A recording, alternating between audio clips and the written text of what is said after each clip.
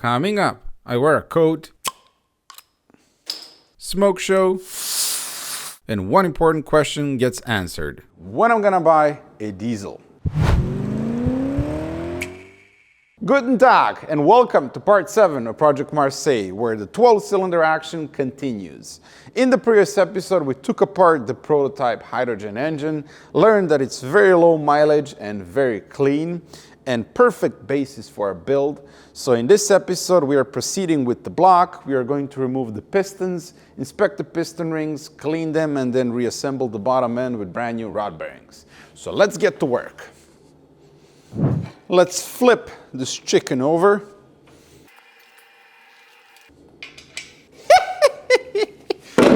Actually, no, first we're gonna mark the pistons.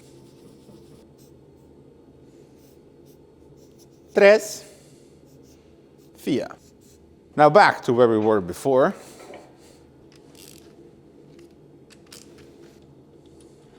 The rod cap and the connecting rod have numbers stamped on the side, as you can see here. You can't mix this up, you can't flip it around, you can't put it on a different connecting rod. It has to go back in the exact same orientation, and numbers need to match. Now we're going to push the piston down and remove it. Here it's important not to drag the connecting rod over the cylinder walls. This is Alusil, it's very soft and sensitive and you want to avoid scratching it. So I'm going to put a bit of masking tape over the connecting rod here, so that way even if it does drag on the cylinder walls, it's not going to scratch them.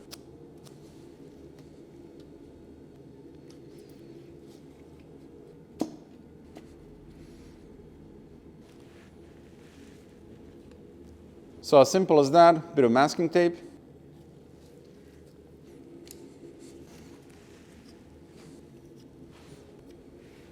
That was the last one. Say hello to 12 pistons. They are in good condition, thankfully. We just need to clean them. Signs of use on the skirts, which is to be expected. Small scratch here and there, but nothing relevant. The piston rings are in good condition. They are not broken, damaged, or anything like that, so we're going to reuse them. Putting new piston rings in simply wouldn't be beneficial because it's clear as day that that is a low mileage engine and these piston rings are already bedded in with the cylinder walls, so putting new rings in just wouldn't make sense. Before we can proceed with putting the pistons back in, first we need to clean the block all around. So first I'm going to start with this side, then the other side, and the valley pan, the front, and just clean it all over.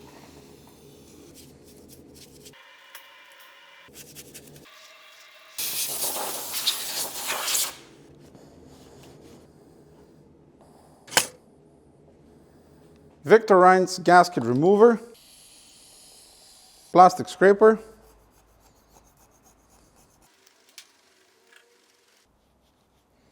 all right, that area is now nice and clean. Rust from the water pump impeller. Gonna replace this ugly looking bolt. Head gasket sealing surface, only carbon fiber towel and brake cleaner. The dowels we're going to replace.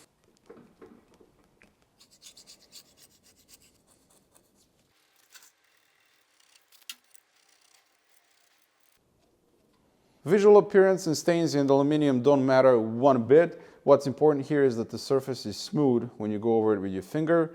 Don't use a Scotch-Brite here and trying to make this nice and shiny. This is a very precisely machined surface and it needs to remain nice and smooth in order for the head gasket to seal properly.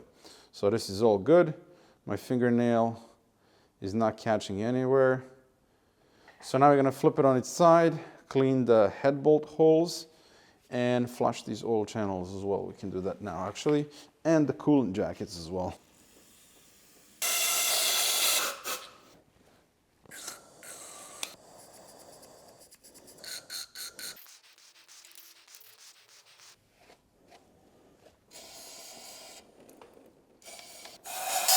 To clean the cylinders, fresh carbon fiber towel and alcohol.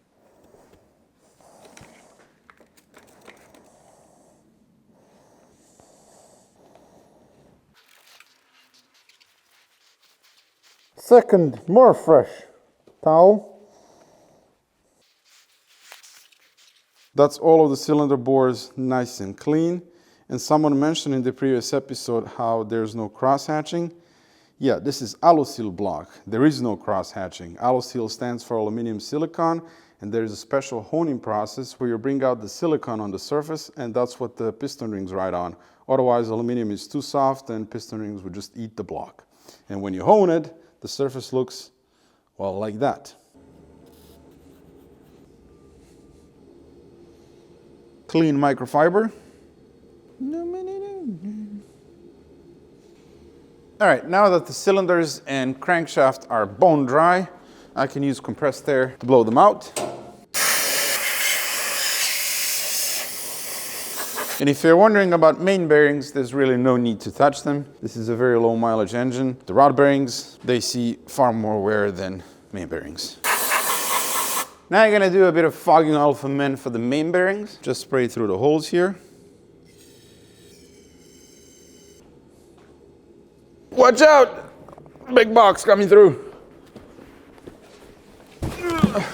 This is a box with parts, of course, that I got from Daniel from Autohaus Melkos from Dresden. And it's pretty much everything we need to rebuild this engine, and then some. I need that bolt over there, 2 of them. There's one on the back as well. Invoice, of course. Thick one, 2,355 European shillings. And that's just the beginning. Oil pan gasket. Whoa! An umbrella! Does it have a BMW logo on it? It does. Every single time I buy something from Daniel, he includes a gift in the box. Last time he included M socks. And that cool poster over there. Thank you, Daniel. I'm gonna take the box away. 325 days later, I found the screw plug and the gasket. All right, now that we're done with cleaning the block, let's do some more cleaning. Now I'm gonna start cleaning the pistons. Remove the bearing.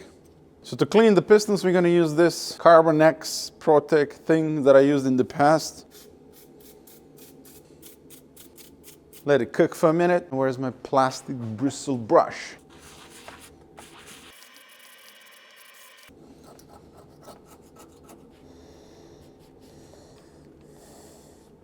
Here's one piston clean. You can actually read the numbers now and see the arrow.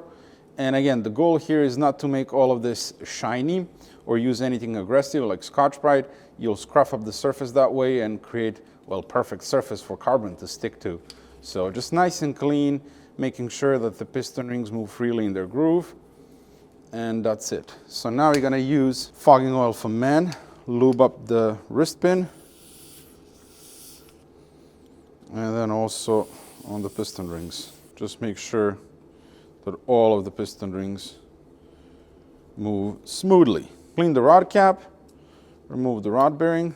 Here we're gonna use fine Scotch-Brite, bit of brake cleaner, and clean the seating position of the rod bearing. Put this back. Got an update. The chemicals are way too slow. This is taking forever to clean it. And then it hit me. I have a steam machine, don't I? Yes. Steam is the answer to clean the carbon here.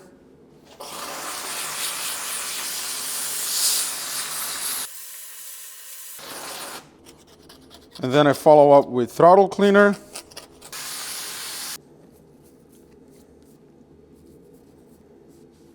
After I'm done cleaning the piston, I submerge it in brake cleaner. And then several more rounds with brake cleaner and compressed air.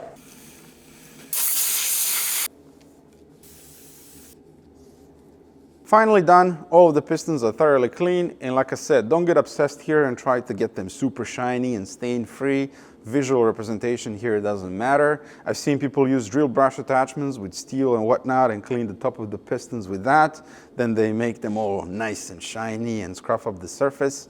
Yeah, what you've done there, matey, is created a cocktail party for carbon to stick to even easier. It's same with paint. You scruff up the surface and then you paint and then it's gonna stick to it easier. Same with carbon and pistons. Just leave them be, clean them as much as you can, ignore the stains and leave the factory coating on. The most important thing here is to clean the piston ring grooves and that the piston rings are moving freely. You can remove them, but if you plan to reuse them, I don't really recommend it because you can damage or break piston rings rather easily. So just make sure they're rotating, then you can look inside of the gap here and just see that all of that is clean in there. If you see something, you can use a plastic scraper and throttle cleaner, brake cleaner, whatever you're using, and then rinse it out. Of course, also make sure that the wrist pin is moving freely and that the place where the rod bearings live is clean as well. And these puppies are now ready to go back in. Here's everything that we need: brand new rod bearings, upper and lower, new rod bolts, piston ring compression tool, assembly lube, fogging oil for men, then some regular oil, and plastic gauge, because we're going to check the clearance on at least one journal. We're going to start with the first one, and I'm going to clean the pistons yet again, just as an extra cautious step.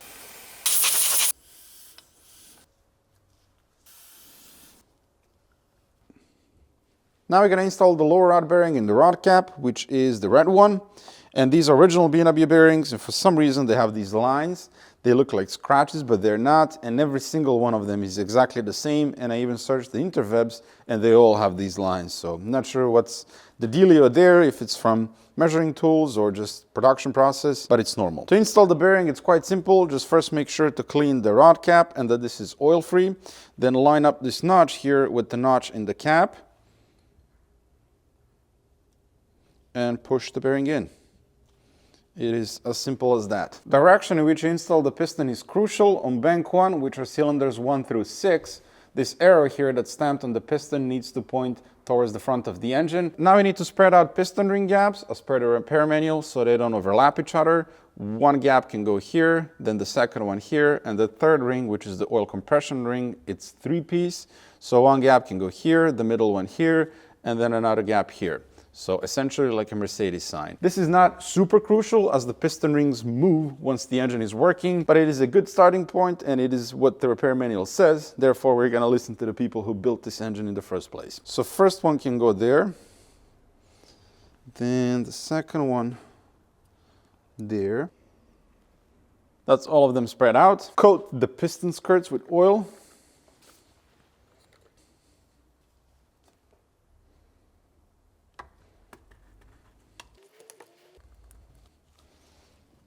Now you're going to tap it to expose the skirts,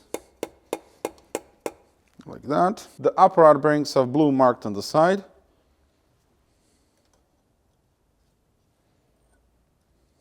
At this point, we would put assembly lube on the rod bearings, but since we're going to use the plastic gauge, they need to go in dry in order to get the correct reading. So we're going to check the clearance, and then we're going to put assembly lube and do the final torque. I have this nifty tool that I used on Alpina engine to guide the connecting rod in the cylinder and onto the crank and not scratch anything, but it doesn't fit on this one. The connecting rods are different. So again, we're going to use a bit of masking tape on the ends here, and that way we're sure we're not going to scratch the cylinder, and we can get this safely onto the crank.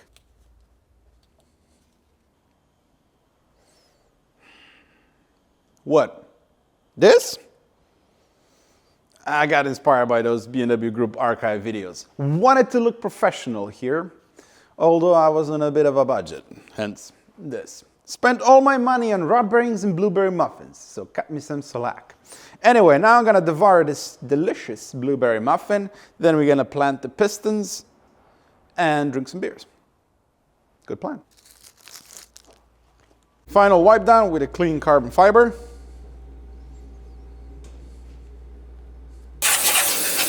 Clean gloves, fresh oil, lube up the cylinder. Again, make sure to point the piston in correct direction.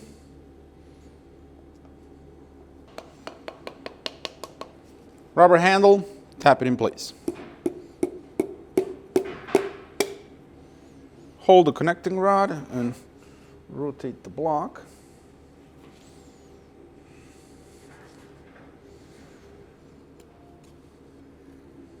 Grab the rod and pull it up.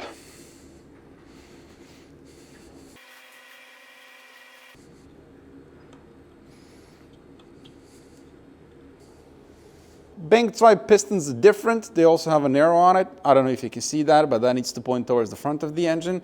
And then the surface that's protruding on the connecting rod, that needs to point towards the back of the engine. Okay? Don't mess this up.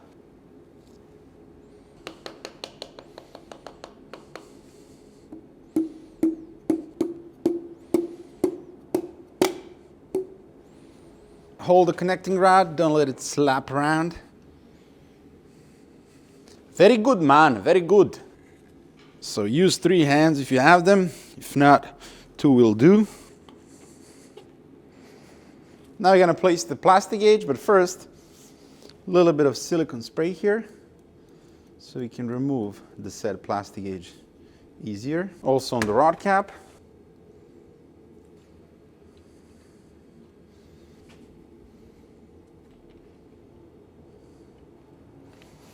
Here we're going to use old rod bolts because they're one-time use and we don't want to waste new ones.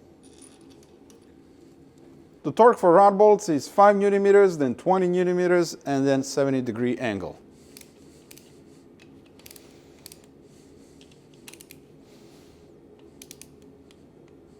You can't hear this one click.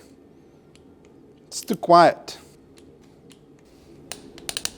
Zero it out, 70-degree angle.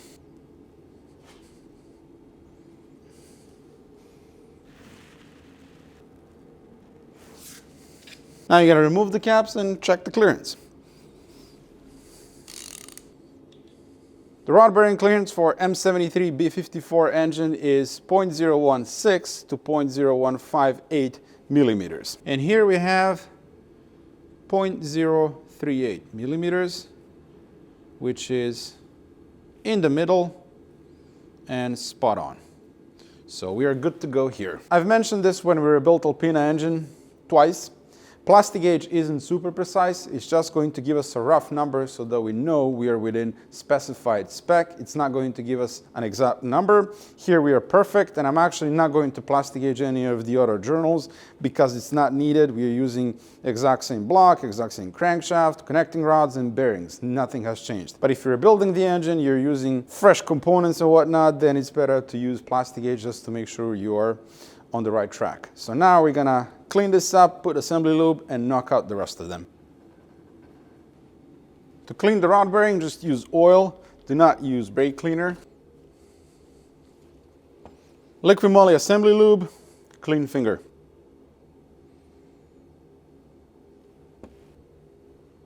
New rod bolts, don't wash the coating off. Leave that on. And here we're gonna use ARP fastener assembly lube underneath the head of the bolt. This is going to give us nicer and more precise torque.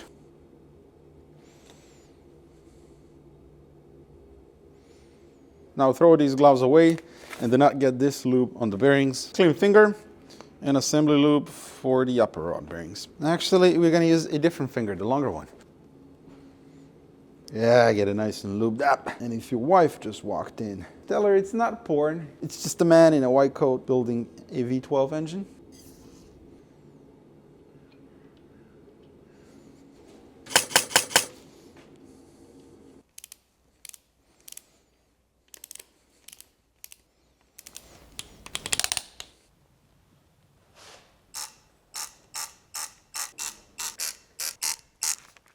Mark the bolts as torqued. The crank needs to spin over nice and smooth without any resistance, which it does.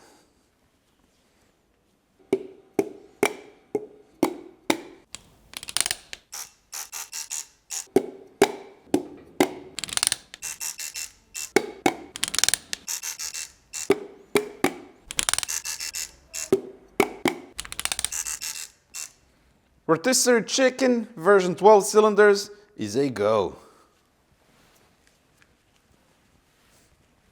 Isn't that a beautiful sight? 12 pistons going up and down. It's outside. We have Big Wave from Kona. Liquid Aloha. Me gusta.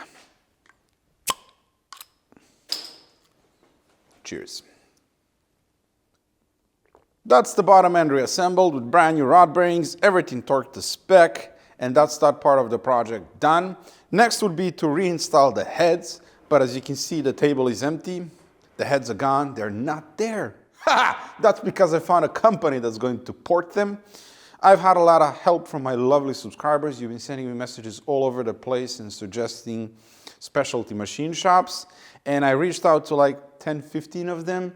Some, well, most didn't even respond, and those that did told me 2-3 months and they didn't have experience with those particular heads. But I found a company in Poland, Topmar Motorworks, and when the guy responded, I could tell from the first email that he was the right person to send the heads to. He has experience with those heads. He ported M73B54 heads before. Plus he's going to do high flow valves, aka three-way valve job. It's something to do with angle and degrees. The valve is gonna go like this and the heads are gonna flow super good.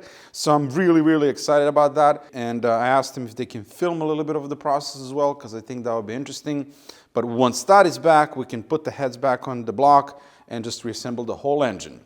In the meantime, we can proceed and do whatever else we need to do, because there's a lot of stuff that needs to be done. So for example, now we're gonna bolt back the oil pump. Here's the oil pump. We are using the one from the old engine. We need to use M70 oil pump because we are using M70 oil pan, because it has additional brackets and stuff that we need. And M70 oil pump and oil pan have additional pickup tube here that goes through the baffle to the back of the engine, and M73 oil pump doesn't have that. So we're going to take this one apart, inspect it, and if it's good, then just clean it, put it back together, and bolt it to the engine. That was loose. That as well. I guess we're using Loctite on these bolts.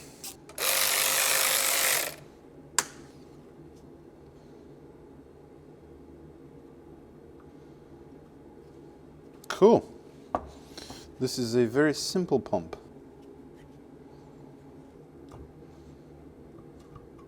And we're good. This all looks good. So there's a stamp here. I need to remember that goes in like that. And then this one here as well, as you can see. Stamp there. And that way we know how to reassemble it.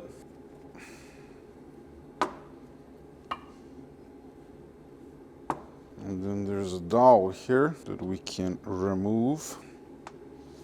And then pull out the shaft. So we have two O-rings here, one big one, one small one, and now we're gonna remove a piston here, which, if you remember, was stuck on Project Karlsruhe. There is a vicious spring here, so brace yourself. Yep.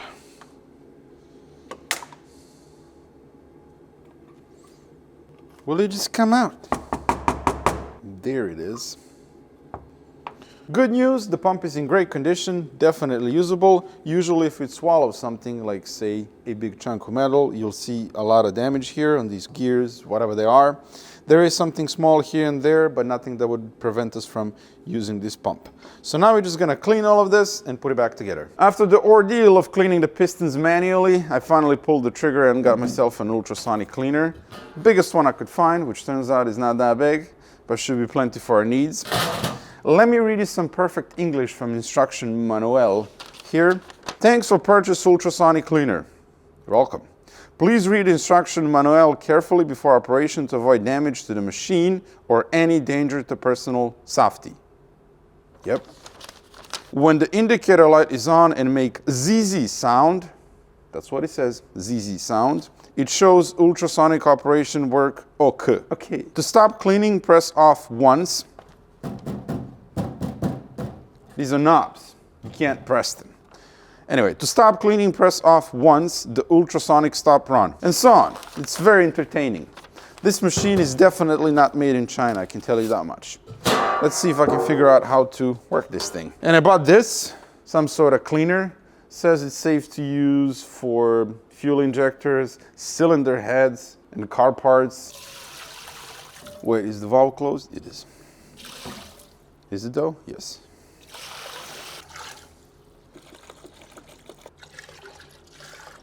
So I'm not sure how this stuff is gonna work and if it's going to damage aluminum in any way, because that pump housing is aluminum. So we're gonna test some other parts first. Got a spare piston here, very carboned up. Engine mount arm for the N62 engine. Let's say 10 minutes. Oh, but look, stuff is happening. Sound is very unpleasant. Should we do heating as well? Let's do, say, 30 degrees. No, let's do 40. No, let's do 35. Okay, it's done. Let's see. All right, that's not bad at all. What about the piston? Yeah, didn't make a dent. Not even a little bit. Carbon is still strong in this one. That's actually really good. I think this was already discolored. Piston? No difference there. Probably need something stronger. This is why I use steam and not this. Anyway, I think it's safe to say we can use aluminum parts in here. Let's do the bolts as well. What do we got? Nice. That ain't bad at all. Even cleaned up the bolts nicely. Awesome. I gotta say, parts cleaned up beautifully. The ultrasonic machine is gonna be really handy for cleaning small parts like this that I can't blast. Anyway, I rinsed out everything with brake cleaner, then used compressed air.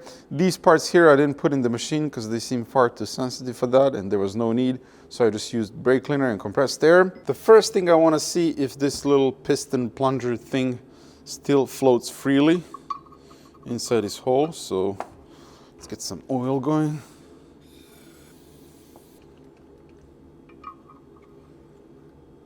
Because this guy needs to move smoothly. This is moving without any resistance, so that's perfect. We're gonna put this back a bit later because this spring is really difficult to put back on.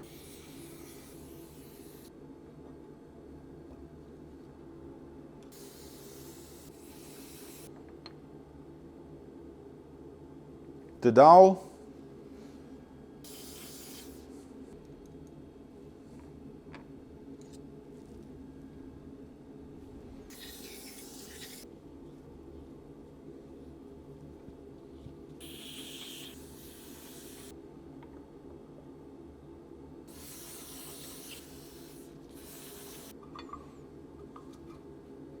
Again, pay attention to this mark here. Now we can marry the two.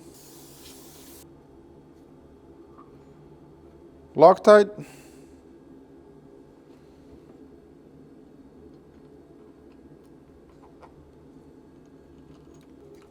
We'll go with 10 Newton meters here, which is the standard for 10 mil bolts.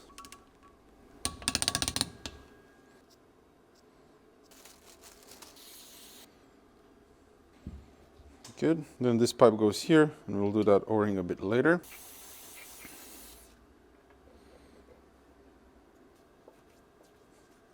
Moves smoother than before.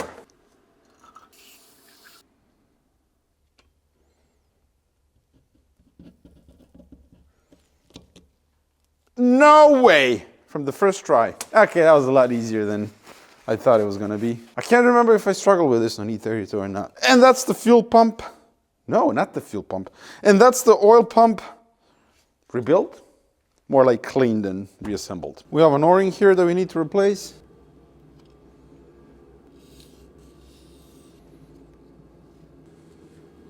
Now the pipe.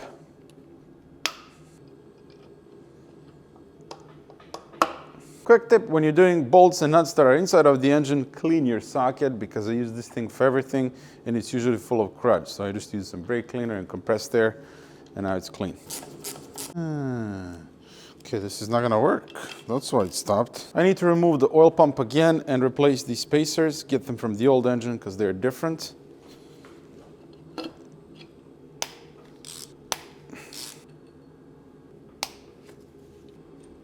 Here's the difference between M70 and M73 studs for mounting the oil pump. These two are exactly the same, exact same length. So we're gonna use M73 one because it's a bit better design. And here we need to use M70 ones because the oil pumps are a bit different. And on M73, this stud is longer, so we can't use them. But this section here is exactly the same across both of them. Don't forget the washer, otherwise the oil pump is not gonna sit correctly.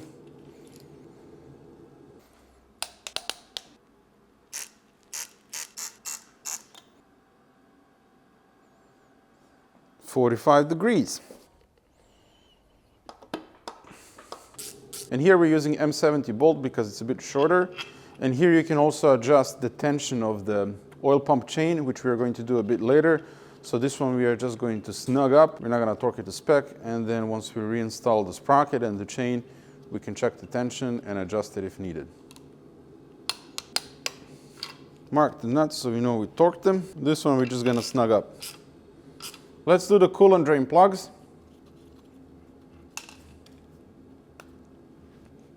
Fresh crush washer.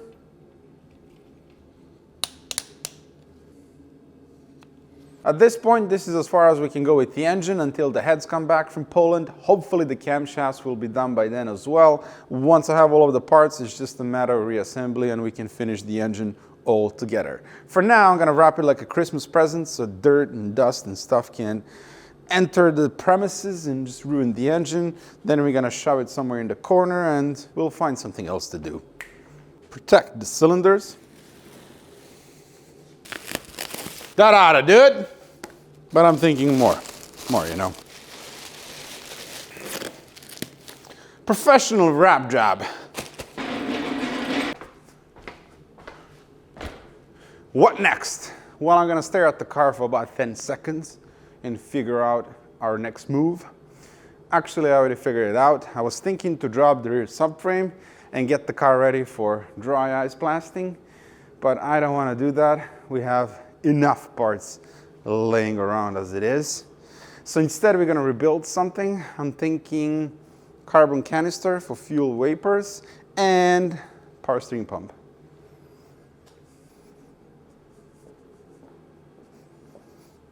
All right, time to clean up. Here's our tandem vane pump, aka hydraulic pump, aka power steering pump.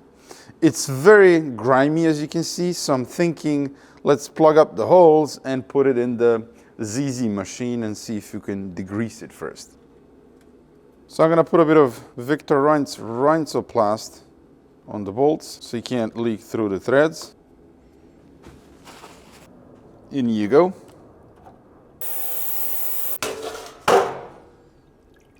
Nothing special. Now we need to separate the pump, 3 screws in the front.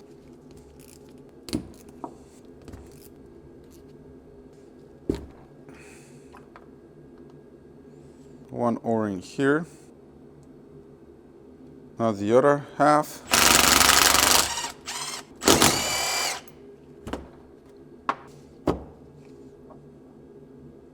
Let's focus on these 2 halves right now.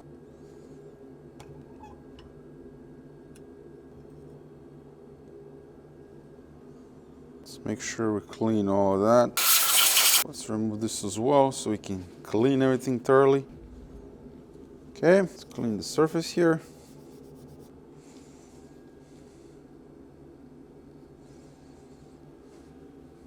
I want to paint this pump because the paint doesn't look that great. And this is far too sensitive to blast in the cabinet. So I'm thinking I'm going to use a Scotch-Brite and scruff up the surface all around. Then tape off the sections that I don't want to paint and then just... All right, I found rougher Scotch-Brite. That's the part fully degreased. Now we're going to mask it.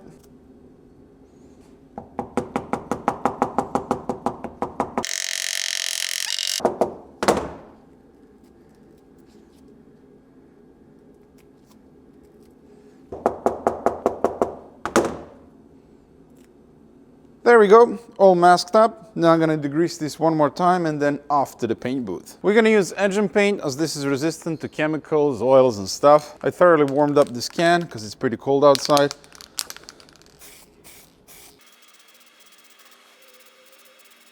Let that dry for a few minutes and then we'll do another coat.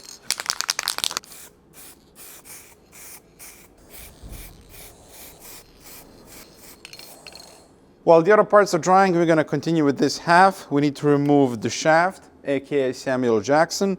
There's a seal in the front that we need to replace, and also we need to remove these 2 screws.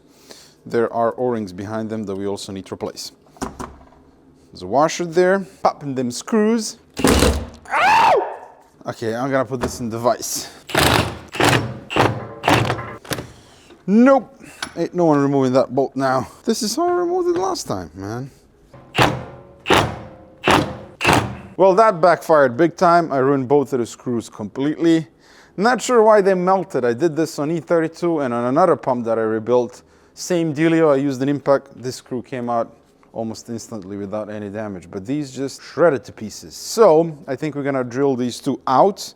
Then I'm gonna go pick up a spare power steering pump, see if I can ruin screws there as well, and then we'll cobble something together, I don't know.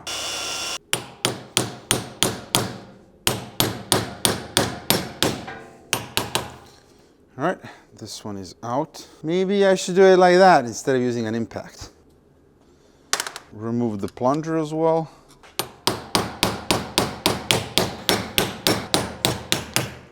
There you go. So I guess we're gonna use this technique from now on. Come on, plunger, come out. And then the O-ring. Another one here. Okay. Before we press out Samuel Jackson, we need to measure and note this play here. We have 1.10 millimeter here. So when we go to put it back together, we need to make sure we have the exact same amount of play here. Now we're gonna hold the press conference. Welcome to the press room, where questions aren't allowed. Safety Googlers, because you never know.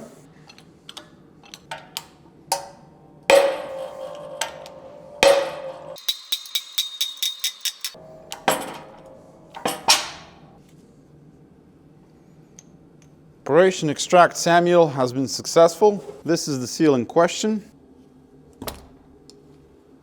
Now we need to paint this part as well, so I'm going to degrease it, clean it, mask it, and then professionally paint it. Next time you ask yourself, why is the video taking so long? It's because I'm scraping a bolt here. These are zinc plated and there's paint on them, and I'm trying to remove this said paint without removing the zinc coating. There, you happy now? The sausages, aka the parts, need to dry until tomorrow. So let's go ahead and remove the carbon canister from the car. One question keeps popping up occasionally. When I'm gonna buy a diesel? Today, I bought one. There it is. This is my new diesel infrared heater from Weltron, and it's been a lifesaver this winter. It's extremely cold right now. Well, it's below zero. For me, anything below zero is extremely cold. And there's no heating here. It's not well isolated. I wouldn't be able to work here without a proper heater. Last year I was using a small electrical thing that did nothing, but this thing is absolutely awesome. It's 17 kilowatts, and if you stand next to it, it is super, super warm. The way this works, it burns diesel so efficiently and cleanly that there are no exhaust fumes or pollution or whatever. It's pollution free. So when you come here, it's just nice warm air. It doesn't smell. Really phenomenal technology. I bought this one from Estonia, from Weltron, and I think the whole machine is made in Korea.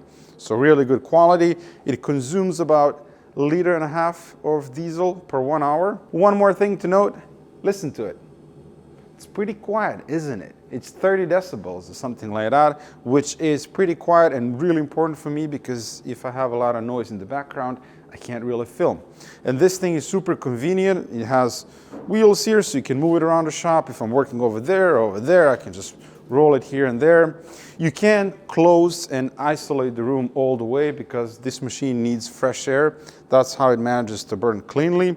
But right now I have the CO2 reader here and it's reading 413, which is pretty good. That's clean air. It's not exactly cheap, 2,500 euro, but it's an investment. If you are in a similar situation like I am, where you're renting the space, it's not really well isolated and I can't invest money to get proper heating here because, I don't know, maybe I move out one day or whatever. So this is a perfect solution for that. I'll leave the link in the description for this machine. Almost forgot about these two tiny sausages here.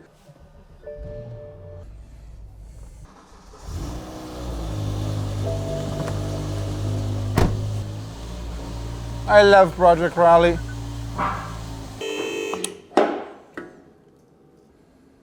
I need light, but the light is currently occupied. But no worries, we have a solution. There's another light from a really nice subscriber named Iz. Thank you, my man.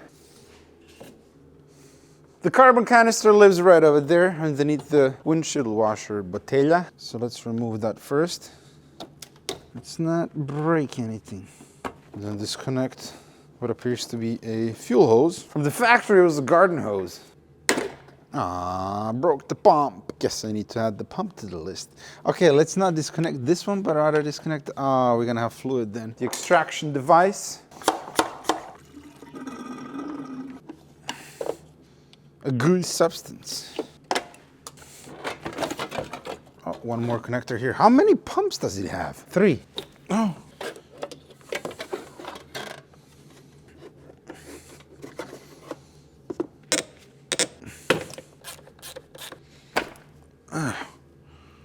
That goes to nowhere apparently. This thing looks nasty because it sits underneath the windshield washer bottle. The fluid that drips on it, it just starts rusting. This isn't terribly expensive brand new, around 120 euro. But if we can refurbish it and make it look like brand new, why not save some money? This shouldn't be that terribly complicated. Only thing that we need to spend money on is the activated carbon, which I already bought.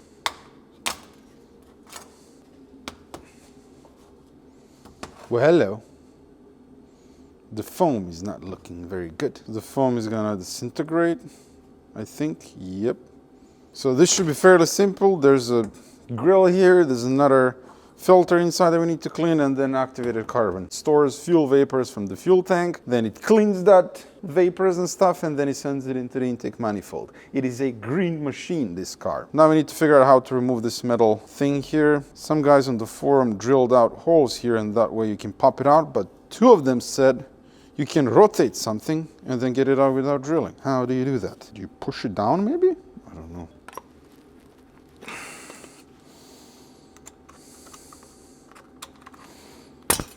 There we are.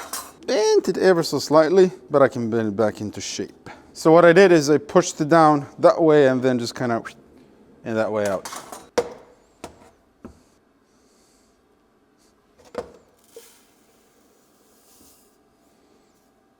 Ooh, there's another filter down there. Okay. And another white filter.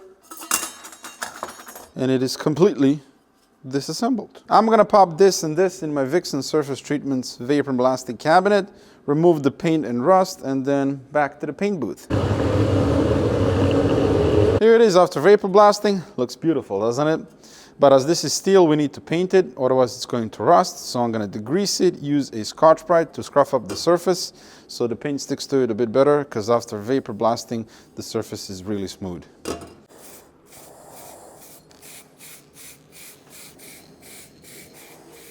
Let that cook overnight and I'll see you in the morning. Top of the morning to ya. This looks like $1,000,000, if $1,000,000 looked like $10.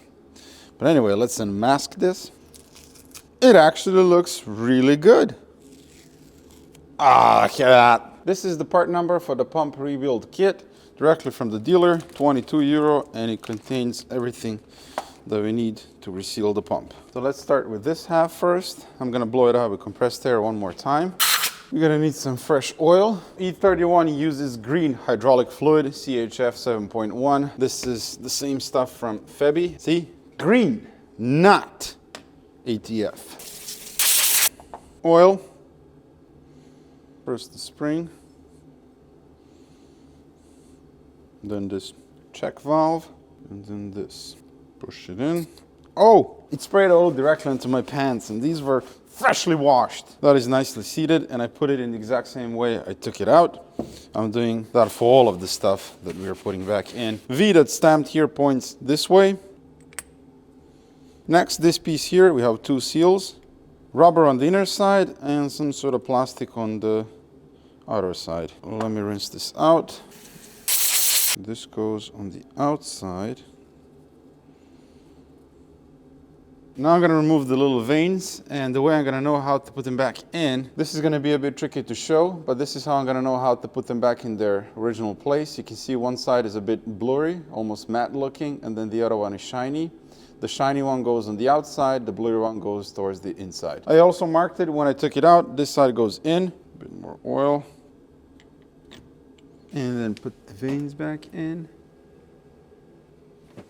Beautiful. And now the O-ring. As I really don't want this pump to leak and I'm not super confident in this thin O-ring, I'm going to use a bit of Rhinesoplast on the outer edge here. Rhinesoplast is like permanently liquid compound. I used it on a few places on Alpina where I had constant leaks, like small O-rings on the transmission cooler, lower oil pan and whatnot. This stuff is gooey, it's liquid, and it works really well to seal small joints like this one. It says on it that it's permanently plastic, particularly adhesive for highly stressed sealing joints.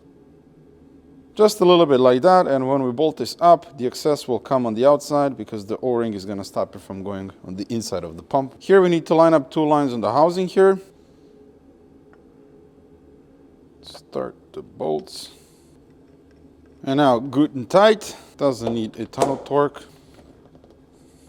Now we can wipe off what's squeezed out here on the sides. Then a brand new drain plug with a washer, but we're also going to use Rhinesoplast on the threads. That's this side of the pump done. Brand new seal. I'm going to use this to press it in evenly.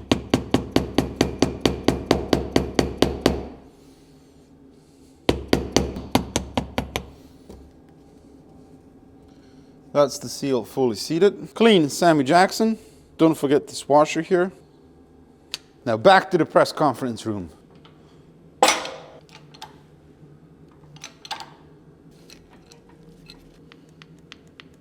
Let me check the clearance.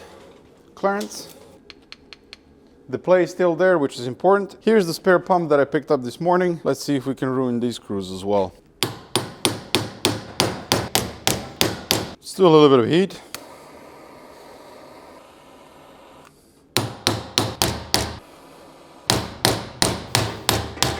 Yes!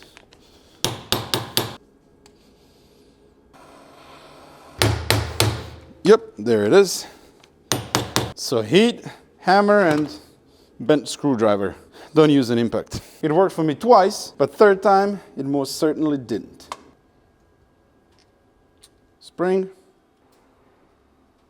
Again, we're gonna use Rhinesoplast.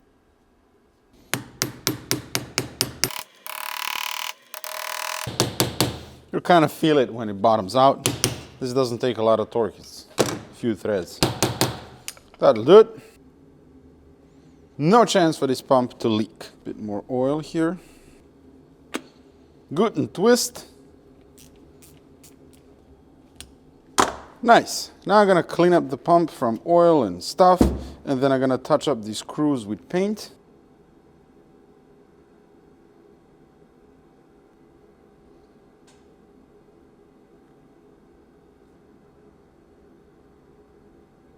The pump turned out great. Looks good, sounds good. It's going to work properly and not leak. Another pile of $1,000,000 here. This looks spiffy. Washed the filters with dish soap and then dried them.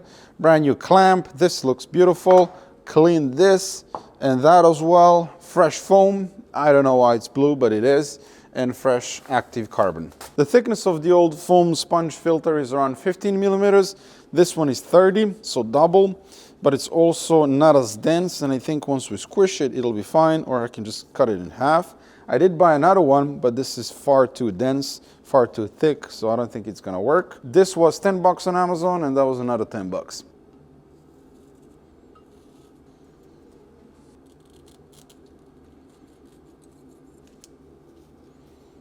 First, this one is going in.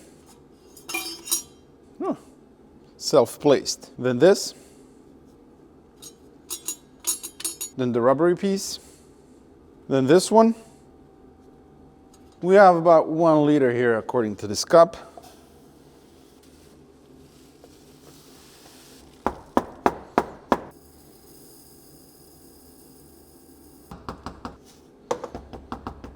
That should be enough.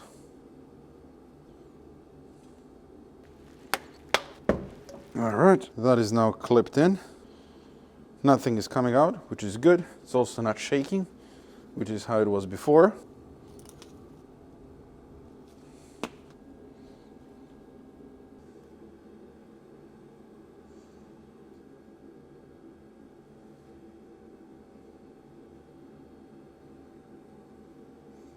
We are going to wrap up this episode here. More E31 content is coming soon, as well as on Project Chicago, Alpina B7, plus one new project is coming to the channel too. In other news, the new merch shop just went live. We have awesome new design by Radu from RT Design Studio. I left the link in the description if you want to check it out and perhaps support the channel. As always, thank you for watching, and I hope that you enjoyed this episode. Until next one.